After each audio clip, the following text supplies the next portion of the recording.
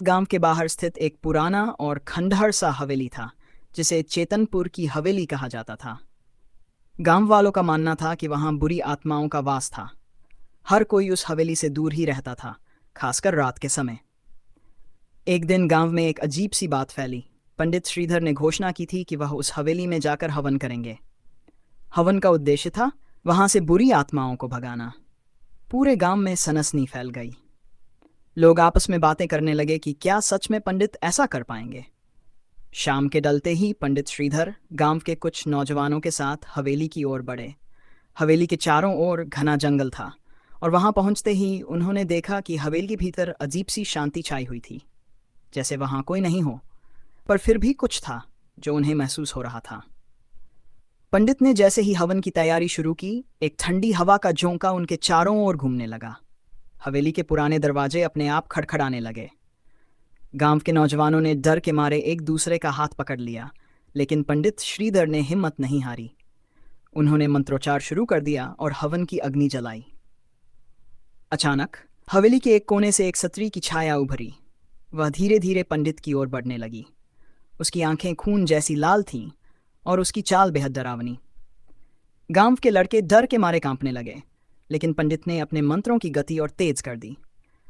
उस स्त्री ने हवन की आग की ओर देखा और एक भयानक चीख मारी। पंडित, तुमने मेरी शांति को भंग कर दिया है। उसकी आवाज हवेली की दीवारों से टकराई और पंडित के कानों में गूंजने लगी। पंडित ने आंखें बंद कर और भी जोर से मंत्रों का उच्चारण किया। सत्री ने एक भयंकर रूप धारण कर लिया। उसकी छाया पूरी हवेली में फैलने लगी। लेकिन जैसे ही पंडित ने आखिरी मंत्र पूरा किया, हवेली की दीवारों से एक तेज आवाज आई। दीवारें हिलने लगीं और छत से मलबा गिरने लगा। पंडित ने जल्दी से हवन समाप्त किया और नौजवानों से भागने को कहा। सब लोग जान बचाकर भाग निकले, लेकिन पंडित ने एक बार फिर हवेली की ओर देखा। हवेली अब धुएं से घिरी थी और छाया कहीं गायब हो चुकी थी। गांव वापस पहुंचकर पंडित ने सबको बताया कि उन्होंने हवेली से बुरी आत्मा को भगा दिया है। गांव वाले खुश हो गए, लेकिन एक अजीब सी बेचैनी भी उनमें थी। अगले दिन गांव के कुछ लोग जब हवेली के पास पहुंचे तो उन्होंने देखा कि हवेली पूरी तरह से ढह चुकी थी।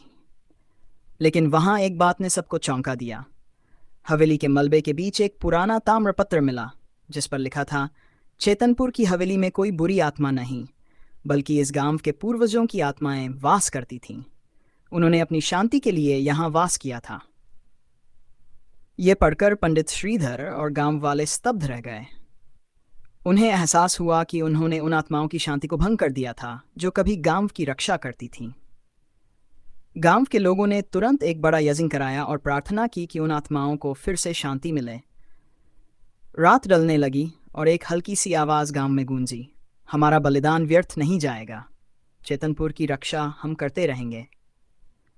ये सुनकर गांव के लोग घबराए, लेकिन साथ ही उन्हें एक आश्वासन भी मिला कि गांव की आत्माएं अब भी उनकी रक्षा के लिए मौजूद हैं। पर हवेली का मलबा अब भी उन्हें याद दिलाता है कि वे शक्तियां कितनी अनजान और खतरनाक हो सकती हैं।